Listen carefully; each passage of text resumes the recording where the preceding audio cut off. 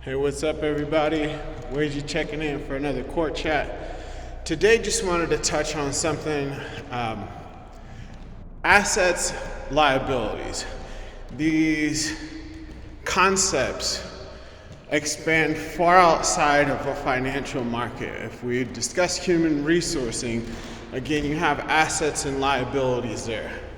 Let's say children, lovable liabilities. Mine are extremely worth it. Everybody might not feel the same about their own or others.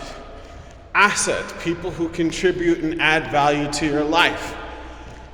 Asset, stocks, especially ones that pay dividends. Liability, home ownership, cars that you don't own outright that you have to pay insurance and a payment on. Anything involving interest is almost essentially a liability. But those are the concepts. So just because something is a liability doesn't mean that it can't add value if you understand the nature of that liability and you proceed accordingly. You do this in relationship dating as well. You know, you might be looking for beauty, but you might want to shelf that in lieu of other characteristics, again, that are going to add value. Kindness, generosity, thoughtfulness. Somebody that's actually going to care about you and not just look pretty for you.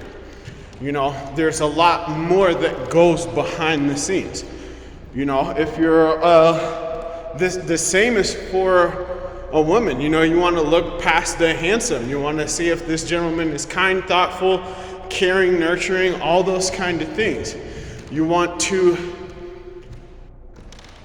be aware of how to assess the differences between the two. And then either way, you still have to proceed accordingly. Liabilities can become assets, especially at the right time, and that's vice versa as well. Assets can become liabilities depending on situations. So these concepts have always been prevalent to me due to the nature of my upbringing. I've always had to work my way into social circles. I've been a liability most of the time simply because I'm a new person to a clique, niche, or group, you know, but I understand how to display and express value very rapidly by nature of being helpful, thoughtful, and caring. Because I understand teamwork makes the dream work. So I'm willing to work with others, even though I've run most of my life kind of lone wolf status. So understanding that concept, kind of internalizing that, making sure that you're not compromising yourself for liabilities.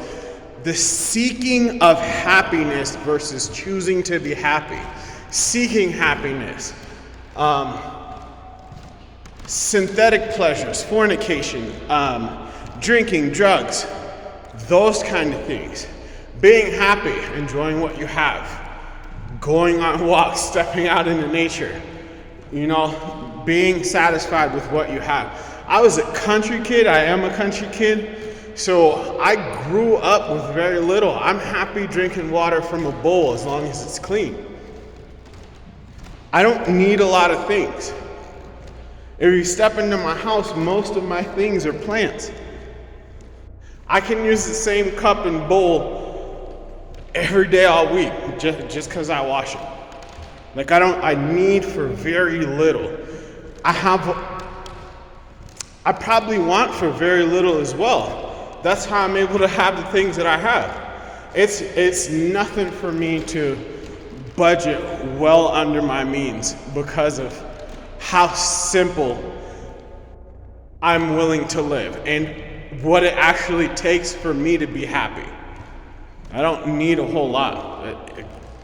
My hobby is buying dirt, repotting plants. Matter of fact, I just did that not too long ago. I turned 6 pots into 13. It was very exciting for me. I love going through these things. Then you got to give some away to friends, keep the rest, keep nurturing and growing those until it's time to repot again. Then I'll have more. I love having various different life existing around in my house. I enjoy children. I love and I'm thankful for my kids. They have events. My daughter loves to show off her little brother, even though she treats him like he's a little brat sometimes, but that's just how siblings, care about each other. Like, I get it. My son's very amazing. Walking around my town, we're noticed a lot simply because we're out walking. So those kind of things, my little liabilities are my biggest assets because I wanted them. Daughter asked me, hey, what was I planned on? Of course, honey, and prepared for.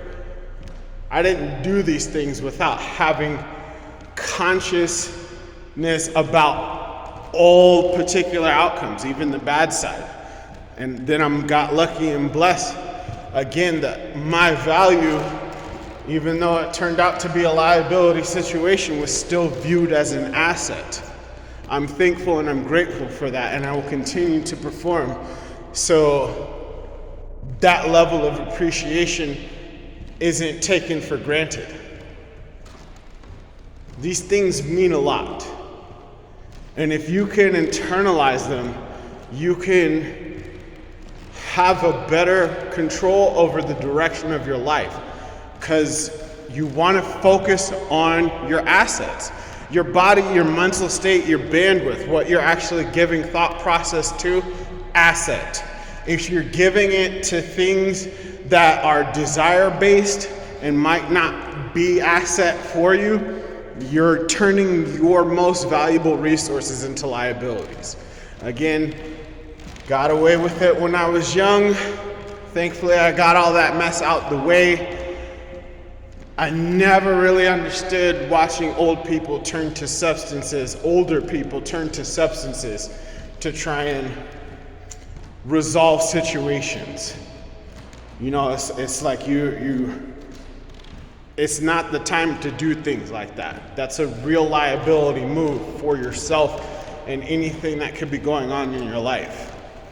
Again, when I was going through my liability situation in divorce, I knew to stay away from these other liabilities because I had assets to protect myself, my well-being, my status, my children. So assets and liability, expand on that as much as you can so that you can truly grasp control of your life. Again, through the planning. If you're young, it's easy to work at a fast food place or a restaurant so you can get that extra free meal, man. That'll go a long way towards helping you save. Think about how you can double up on situations. I was working at warehouse. I was taking in tons of information while I was working. I'm doubling up on my time. And even at the job where I'm at now, I get to work out while I'm at work. I get to double and triple up on my time.